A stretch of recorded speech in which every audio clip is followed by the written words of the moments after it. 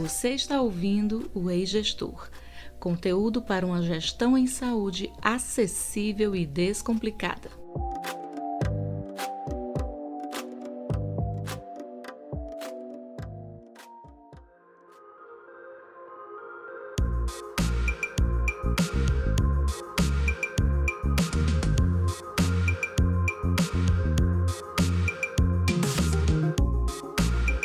Ei, gestor, tudo bem com você?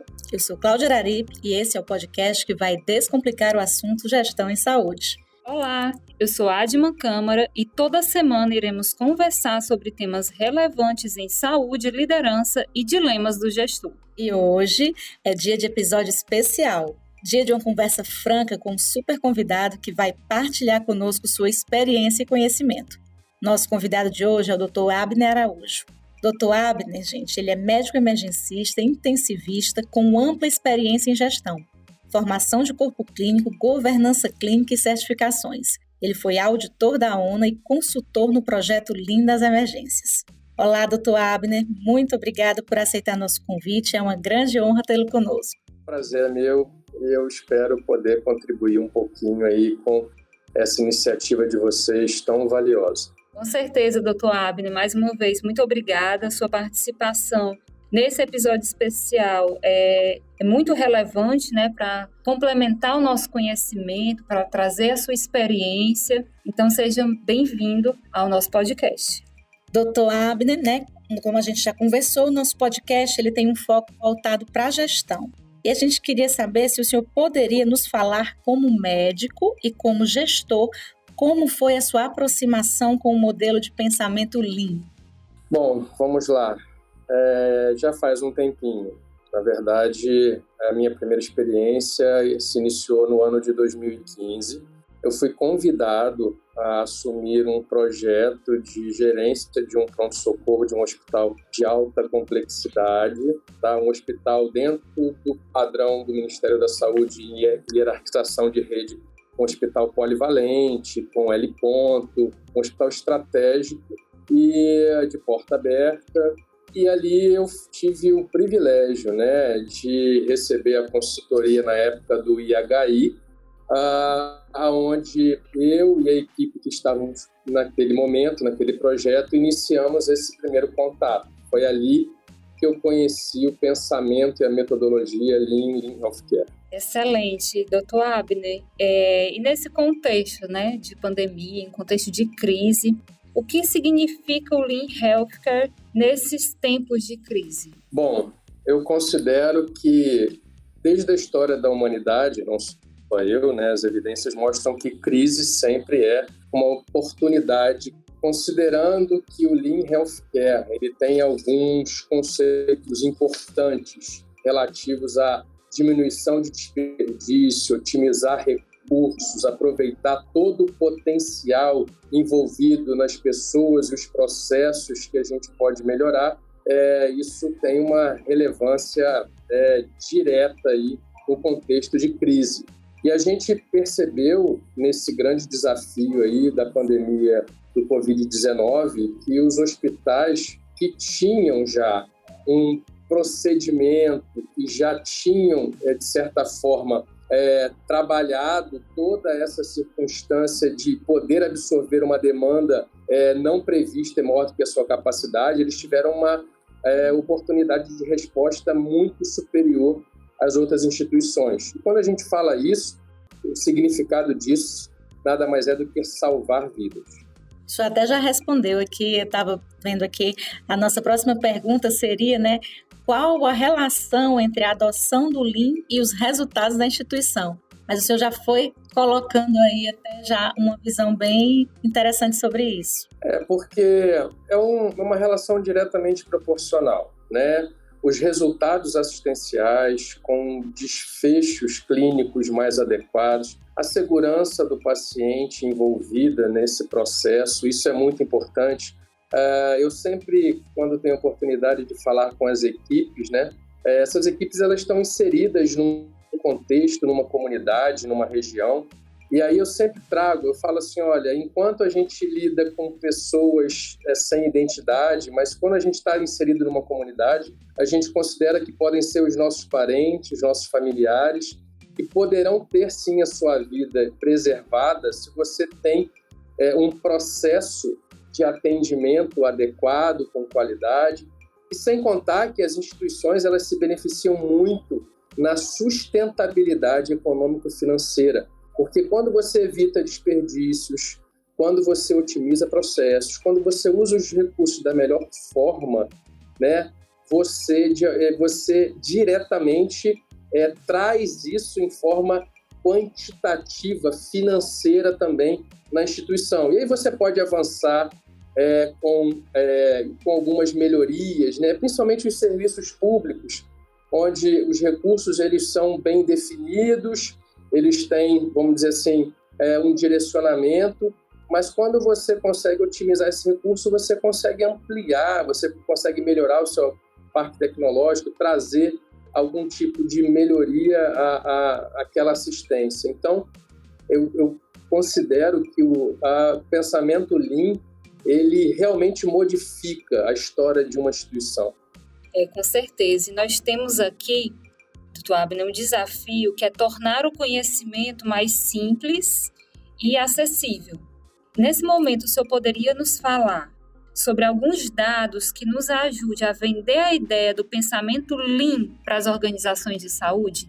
Hoje a gente tem, né, o privilégio, talvez na época da minha formação isso não era possível. Hoje você tem uma vasta literatura, você consegue compartilhar conhecimento, vide a iniciativa de vocês nesse canal.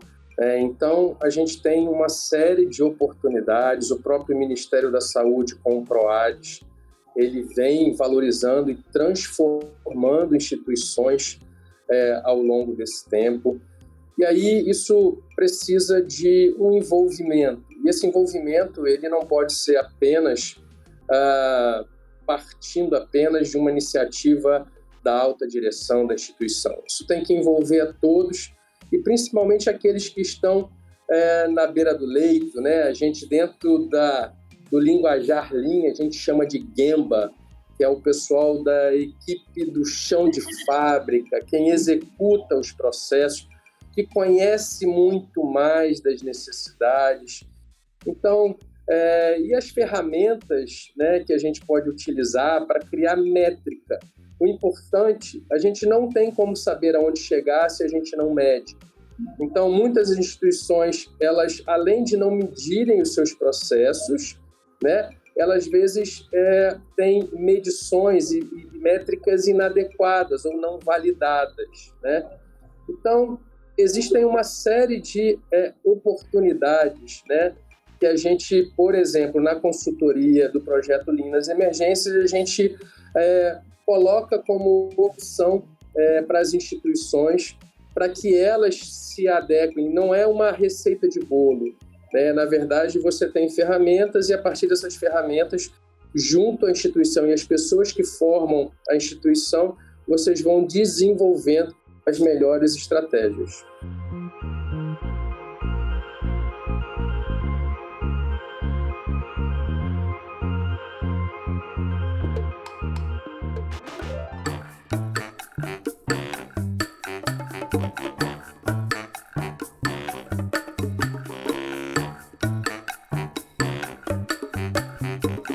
Doutor Abner, assim, a gente participou desse projeto, né, e a gente sabe quanto é difícil realmente envolver essas pessoas.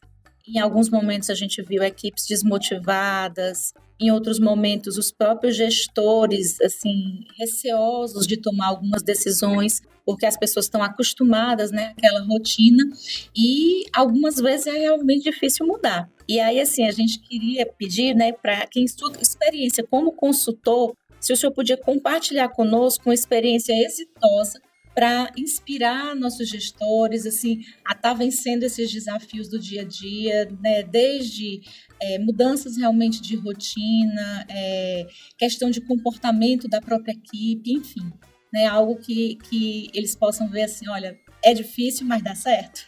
Bom, experiências exitosas, né, graças a Deus, a gente obteve ao longo desses anos, né? E por isso eu sou um entusiasta, por isso que eu realmente acredito. Eu costumo dizer que eu seria um péssimo vendedor de carro usado se eu não conhecesse a história daquele carro, as qualidades, se ele tinha algum defeito. Então, eu vendo, vamos dizer assim, a ideia Lean, porque eu tive uma experiência maravilhosa, até antes de me tornar consultor. Lembra daquele projeto que eu disse a vocês que eu comecei lá em 2015? Aquele projeto, ele gerou uma transformação enorme naquela instituição. A gente tinha um pronto-socorro com mais ou menos 13 mil atendimentos mês, alta complexidade. Eu tinha até uma casuística um pouco fora da literatura, onde a gente tinha pacientes vermelhos e laranjas acima de 6% da classificação de Manchester. Era um pronto-socorro bastante complexo. E quando antes da gente iniciar o nosso projeto, o Lean, a gente tinha uma média de tempo de espera para atendimento acima de 4 horas. E a gente sabe que essa espera, ela mais do que insatisfação, ela pode gerar óbito, né? A gente deixa de preservar vidas. E ao final de 2 anos, né, contabilizando aquilo que nós conseguimos com essa mudança de metodologia, nós passamos para uma média de atendimento, de tempo de atendimento inferior a 28 minutos, considerando a mesma complexidade. Nós distribuímos fluxos adequados, estratificamos a linha de cuidado do paciente, estabelecemos uma distribuição não só da equipe médica, mas principalmente também da equipe de apoio, a enfermagem, que é fundamental em todo esse processo. Diminuímos em mais de 40% os eventos adversos dentro da unidade do pronto-socorro, tá? Internações, aqueles pacientes que permaneciam internados no pronto-socorro, a gente zerou porque havia todo um comprometimento da instituição, né, e dos demais setores, centro cirúrgico, CDI, a UTI, as unidades de internação. Então, e esse trabalho a gente conseguiu colocar ele para ser apreciado no 3º Fórum de Segurança do Paciente da Organização Pan-Americana de Saúde, e nós fomos contemplados como o 1º lugar, porque realmente as mudanças que ocorreram a partir daí foram muito grandes. Então, assim, e dentro da consultoria do projeto Lean nas Emergências, a gente vê hospitais, assim como o de vocês, desenvolvendo um trabalho excelente, com resultados perceptíveis. A gente fala que o resultado é visual, né? Aquela sala de emergência caótica, onde, na verdade, o caos não traz nenhum benefício a ninguém, ao próprio paciente, às equipes, um nível de estresse muito elevado. E quando você consegue fazer um trabalho onde o processo está bem estabelecido, adequado, um começo, meio e fim, onde as áreas de apoio, principalmente, né, as áreas de internação, também participam e fazem o seu papel, quem ganha nisso tudo é o paciente. Ai, doutor Abner, números exitosos, realmente, né? Esses resultados... A gente está emocionada, só para atrapalhar aqui um pouquinho. Você disse que é entusiasta, e nós também somos muito entusiasmadas. Então, nós acreditamos, né, na possibilidade de melhorias. Então, esse nosso objetivo também, né, no podcast, é trabalhar essa inspiração, né? Alcançar mais pessoas que se sintam inspiradas. Então, a sua experiência nos inspira e inspira também outras pessoas. Então, esses resultados, eles realmente são muito exitosos. Mas acreditamos que para alcançar esses resultados também tiveram desafios. Então, agora falando dos desafios, como fazer para integrar o corpo clínico com que agrega valor nesse processo de internação? O corpo clínico, né, ele é uma peça-chave nessa mudança de paradigma dentro da instituição. O que se precisa fazer é envolver lideranças, né, e trazer conhecimento. O médico gosta de evidências, o médico gosta de ciência, ele gosta de publicação, artigos. E hoje existem uma diversidade de artigos que comprovam, existem, né, várias publicações bastante relevantes que comprovam que a eficiência do início do processo, na entrada do pronto-socorro, na sala de emergência, trazem resultados positivos para toda a instituição.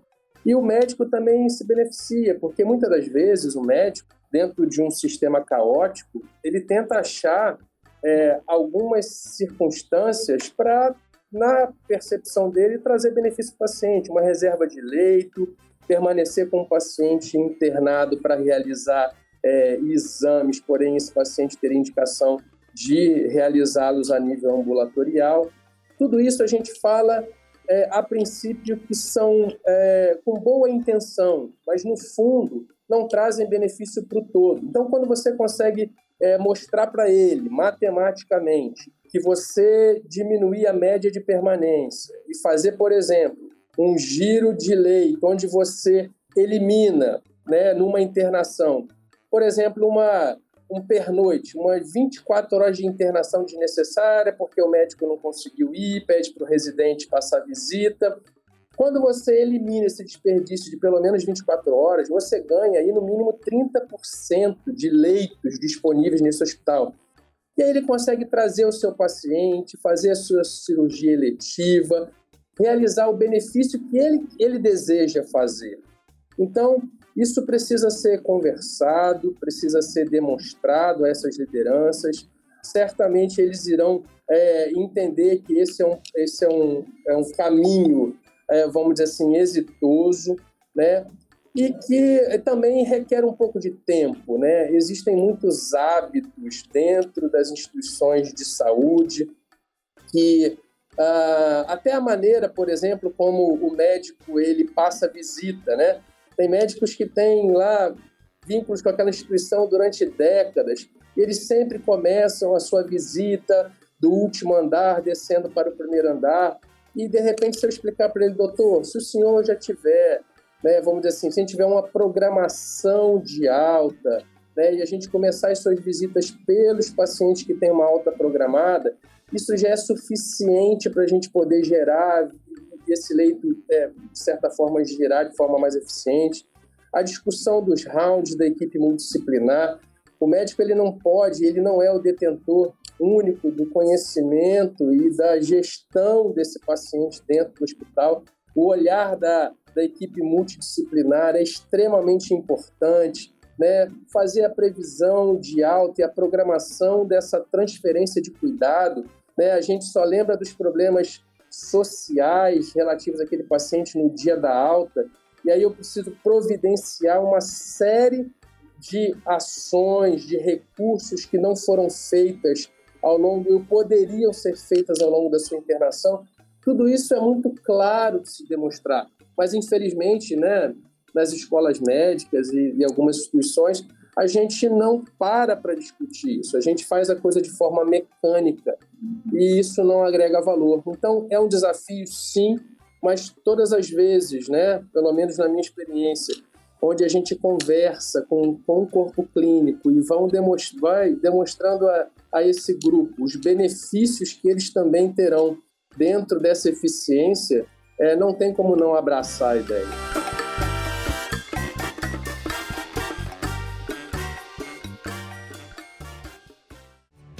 O quanto você tem investido em seu desenvolvimento?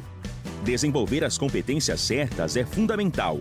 A Unifametro ampliou seu portfólio de cursos de curta duração e MBAs com conteúdo especialmente formulado para líderes da saúde. Se você quer esse líder, entre em contato.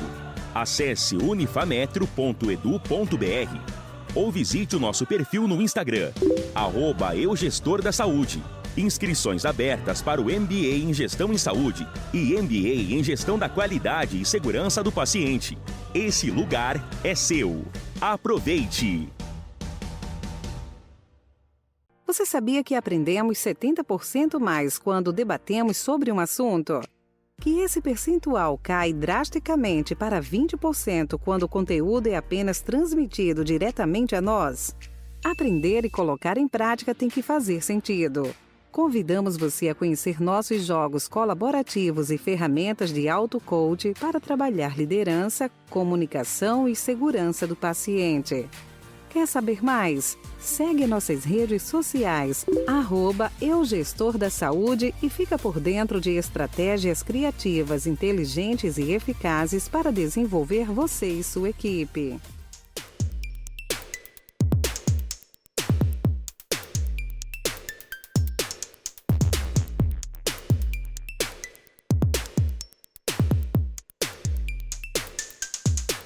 O senhor falando aí do exemplo, né, do colega médico que tinha a rotina lá de começar pelo último andar e tudo, e a gente acaba lembrando aqui também das decisões, né, gerenciais do nosso dia a dia, que são hábitos também, às vezes, já antigos e que, assim, muitas vezes não tá mais...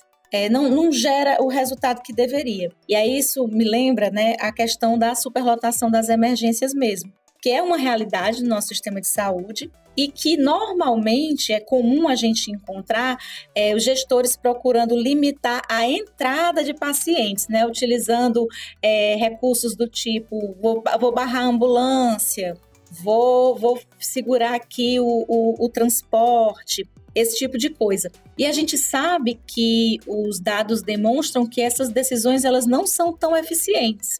E aí, assim, aproveitando aqui para dar um pouquinho, né, de dicas do Lean nas emergências para os nossos ouvintes, o senhor poderia nos falar como a metodologia Lean pode contribuir para resolver esse problema? Mostrar para o pessoal que a superlotação não é um problema de entrada, é um problema de saída? Então, você já disse muito bem.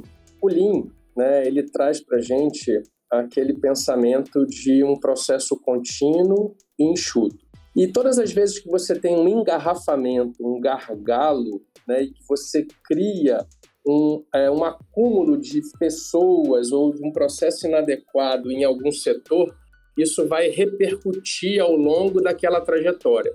Então, é um erro muito, vamos dizer assim, infelizmente comum, e que fere muito a imagem da instituição quando você diz para uma população, para uma rede, que você não vai mais receber pacientes. Isso tudo ocorre porque, de alguma forma, as pessoas acham que o problema tem a ver com, vamos dizer assim, aqueles pacientes de baixa complexidade que chegam até a porta de emergência. Na verdade, a porta ela tem que estar aberta. O problema é qual direcionamento a gente dá a esse paciente.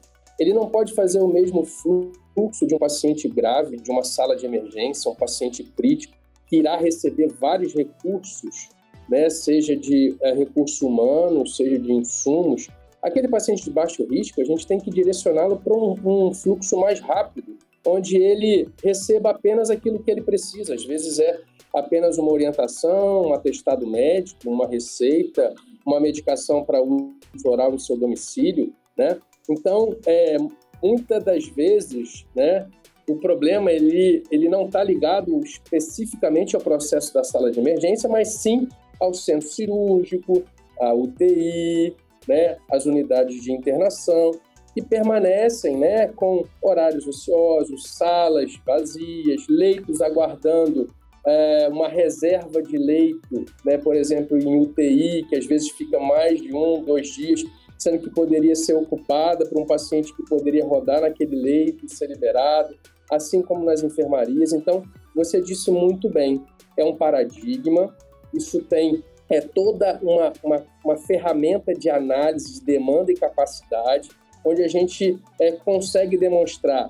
E, pelo contrário, né, quando a gente tem eficiência no processo, a gente percebe que a gente consegue aumentar o nosso atendimento, ou seja, ainda que a demanda aumente o número de atendimentos dos pacientes que chegam até aquela unidade, a gente consegue dar conta deles, mas eles não podem passar pelo mesmo processo. E isso precisa de uma análise e acompanhamento de toda a linha de cuidado desse paciente, desde a entrada do pronto-socorro até a sua alta. E existe uma máxima de que o processo de alta do paciente começa lá na admissão, né? Então, como poderíamos transformar essa máxima em uma realidade, né, em ser uma realidade, e quem ganha com isso? Bom, então a gente precisa criar a cultura da previsão de alta. Tudo começa quando você tem uma previsão. E talvez para alguns médicos, né, para quem está dentro do processo, fala assim, mas como é que eu vou prever? O paciente pode intercorrer, eu não tenho como fazer uma previsão. Isso não é realidade. O próprio Ministério da Saúde, quando ele pactua, né, as AIHs, existe um tempo definido conforme o CID, a patologia daquele paciente, é o que se espera. Então, o que a gente fala é primeiro ter, né, vamos dizer assim, a cultura da previsão de alta. E aí, essa programação da alta, ela começa nas primeiras 24 horas, onde eu vou levantar ao longo dessa internação, onde o paciente está recebendo o tratamento necessário e específico.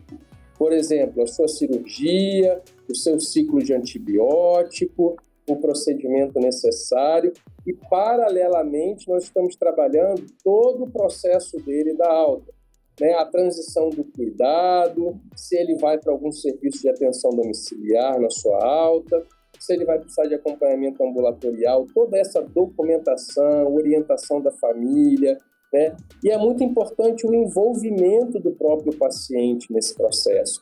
Ele precisa estar comprometido com essas métricas, né? Por exemplo, olha, seu João, o senhor fez uma cirurgia aqui, mas a partir de amanhã o senhor precisa levantar, o senhor precisa caminhar, o próximo passo é o senhor evoluir na sua alimentação, na consistência da sua dieta. A gente precisa, né, esclarecer, o nosso paciente ele é só informado na maioria das vezes e muitas das vezes mal informado. A gente precisa habilitá-lo e também empoderá-lo nessa relação do cuidado dele, assim como a família dele, para que a gente tenha uma deshospitalização segura e adequada. Então, é fundamental, né, que os envolvidos nesse processo estejam também envolvendo o paciente, que é o centro do cuidado. Essa conversa, eu estou aqui pensando, para mim, que, como a Asma falou, nós somos aqui entusiastas também desse assunto, é uma aula, né? A gente já falou aqui de ganhos, de como engajar a equipe, de processos que precisam, de fato, mudar paradigma, né, para poder ele se tornar mais enxuto, fazer com que as coisas aconteçam, de fato, como devem ser. E aí, assim, para a gente finalizar a nossa conversa, né, seria possível, doutor Abner, presentear aqui os nossos ouvintes com algumas dicas, né, de como trazer essa metodologia para os principais processos de saúde? Às vezes a gente escuta as pessoas falando muito só da emergência, mas na verdade, né, é um ciclo todo da internação que se beneficia com essa metodologia. Se o termo que você utilizou é um presente, eu vou aqui acrescentar algo também que uma maneira de pensar que se adequa muito bem à metodologia Lean, tá? E que a gente precisa também desenvolver. Eu sou adepto do menos é mais. Existe um movimento de várias especialidades médicas no mundo inteiro, e a gente tem também esse movimento no Brasil, chamado Choose Wisely, que seria a melhor escolha. E às vezes a melhor escolha é a gente, de certa forma, deixar de fazer uma série de coisas que a gente faz e que não agrega valor. Então existem, por exemplo, nesse processo do raciocínio, né, vamos dizer assim, do movimento Choose Wisely, existem várias publicações, existem até aplicativos, sites do Choose Wisely, onde as especialidades médicas elas se reúnem e dizem, por exemplo, que não precisa ser feito, né, para o paciente. Vou dar um exemplo aqui bastante comum que a gente utiliza, né? Então, no serviço de emergência, um paciente com sintomas respiratórios de via aérea superior e aí, infelizmente, ainda é comum solicitar um raio-x de seios da face, por exemplo. Isso não agrega valor. As sociedades já habilitam que a gente inicie o tratamento sem necessariamente avaliar uma imagem. Você diminui os riscos para esse paciente diminui custo, melhora o tempo de permanência dele na unidade. Então, eu gosto muito de, às vezes, não só incrementar recursos, mas às vezes a gente tirar uma série de atividades, por exemplo, cadastros. Às vezes a gente tem cadastros de medicamentos e materiais não utilizados que poluem o sistema de informatização que a gente utiliza na prescrição, que nos levam a erros. Às vezes fazer, por exemplo, uma reavaliação desse cadastro, né, e você retirar medicações que não estão mais em uso, né? Para isso, o ideal é que tenha uma comissão de padronização de material e medicamento. Então, assim, eu sou adepto do raciocínio do menos é mais. Eu acho que isso é um diferencial, se alinha com a metodologia Lean, né? A gente reduz uma série de processos, procedimentos e atividades que não contribuem para o sucesso final aí, vamos dizer assim, da recuperação, da diminuição da mortalidade aí do nosso paciente. Doutor Abner, muito obrigada. Estou aqui emocionada, tá, gente? Assim, de verdade. Te ouvindo falar e acompanhando aqui diariamente os nossos desafios, realmente não é fácil.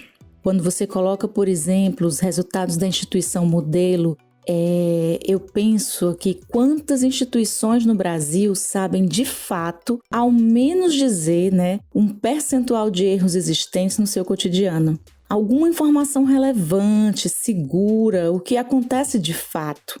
A gente ainda tem muito a aprender e eu queria agradecer aqui mais uma vez a sua participação.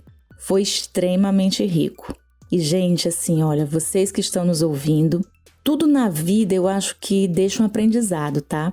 E essa crise que estamos vivenciando, essa pandemia que ainda não terminou e que ainda também vai trazer muitos desafios para o nosso sistema de saúde, que ela sirva para nos ensinar, ligar um alertazinho que a gente precisa se reinventar, que a gente precisa deixar de lado aquela síndrome da Gabriela. Sabe aquela pessoa que fala assim, eu sempre fiz assim, sempre fui assim, serei sempre assim? Pelo contrário, a gente precisa agregar valor. Como o Dr. Abner falou aqui, e eu adorei, ser adepto do menos é mais. Porque o que a gente precisa é aproveitar de forma inteligente e eficiente os nossos recursos. Eles já são escassos, já é difícil. E quando a gente está junto em prol de um ideal, que é a melhoria do sistema de saúde, que é a segurança do paciente, todos nós ganhamos, seja no trabalho, seja na saúde mental, seja vivendo um propósito, enfim, né? No final das contas, todo mundo ganha.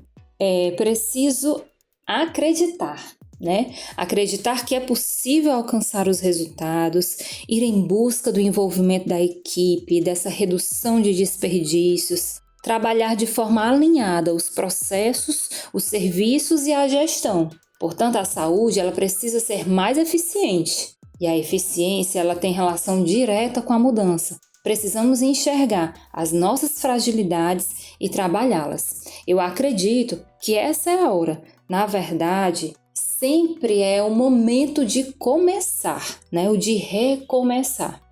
Doutor Abner, mais uma vez, muito obrigada. Esse episódio foi realmente muito especial. Obrigada por compartilhar conosco o seu conhecimento, a sua experiência e dedicar esse tempo tão precioso. Eu que agradeço, quero mais uma vez parabenizar vocês, né? Eu acho que essa inconformidade que vocês viram e iniciar essa iniciativa de trazer conhecimento, né? Ela é muito louvável, é uma sementinha que certamente vai germinar em muitos campos férteis aí, tá? Então, o privilégio foi meu. Obrigada, doutor Abner, mais uma vez, muito obrigada. E obrigada aí a você que está nos ouvindo. Esse foi o nosso segundo episódio especial. E bota especial nisso, né, gente? E se você gostou, favorita a gente, compartilha o episódio e ajuda a gente a alcançar nosso propósito. Então segue as nossas redes sociais. Estamos no Instagram, Eu Gestor da Saúde, YouTube e todas as plataformas de áudio. No Instagram é Eu Gestor, viu? Lá, além do podcast, tem jogos, cursos e muito material bacana feito para você. Compartilhe esse episódio e ajude a alcançar mais gestores.